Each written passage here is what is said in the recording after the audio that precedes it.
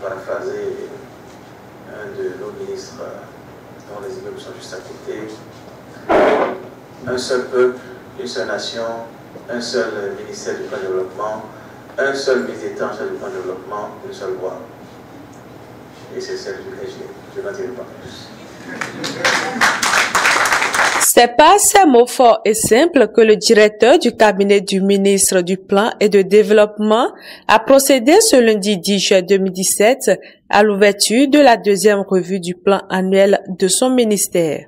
Dans son intervention, Rufino d'Almeida a réaffirmé l'engagement du ministère du Plan et de Développement à une gouvernance transparente. Nous tenons à bonne date toutes nos revues.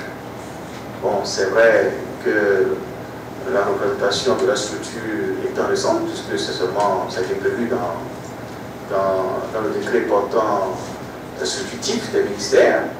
Bon, c'est pas quelque chose qui nous paraissait évident, mais désormais, puisque nous n'avons rien à cacher, l'autorité sera régulièrement invitée à participer à nos revues. Donc, n'hésitez pas à leur ouvrir nos comptes, nos prévisions. Ils pourront voir que nous sommes bel et bien le ministère de l'Excellence. Les travaux ont réuni l'autorité de lutte contre la corruption, les inspecteurs généraux et centraux, coordonnateurs de projets, régisseurs, partenaires sociaux, collaborateurs, usagers et clients du ministère, et cela s'explique. Leur présence en ces lieux témoigne donc de leur engagement et le leadership de notre ministère a traduit en actes concrets la vision de notre ministère que je me plais à rappeler ici, qui est le lieu où le développement économique et social du Bénin est anticipé, conçu, planifié, programmé, suivi et évalué avec la collaboration fructueuse de tous les acteurs du développement. Que peut-on alors retenir de cette revue? Au premier trimestre, je rappelle, nous avions eu taux d'exécution physique de 15,17% et un taux d'exécution financière hors ressources extérieures de 13,88%. Nous sommes donc au deuxième trimestre. Les activités programmées dans le PTA ont été exécutées à 23,39% pour un engagement de crédit de 31,39%. Donc, ces résultats ont été obtenus sur la base du plan de travail réaménagé suite à son examen à la présidence de la République. Même s'il reste des efforts à fournir, les indicateurs atteints en termes de performance se référant au trimestre précédent ont connu une amélioration et plusieurs travaux ont été menés. Au 30 juin 2017, le taux d'exécution physique du plan de travail annuel du ministère s'établit à 23,39% contre une prévision de 49,6%, soit une contre-performance de 26,21 points.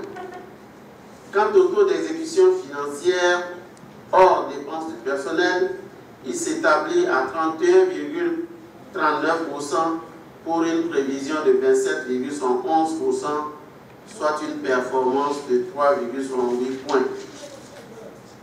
En se référant au trimestre précédent, ces indicateurs se sont respectivement améliorés de 8,22 points et de 17,52 points. Ces résultats sont à apprécier au regard de l'examen en mai 2017 du plan de travail annuel du ministère par le comité ad hoc d'examen mis en place à la présidence de la République dans le souci de la rationalisation des dépenses publiques et de cohérence des activités programmées avec le programme d'action du gouvernement. En termes d'actions menées, on peut citer, entre autres, le démarrage des travaux d'élaboration du plan national de développement, l'organisation du forum Afrique Carbone et la mise en circulation d'une flotte moderne de taxis dans l'agglomération de Cotonou.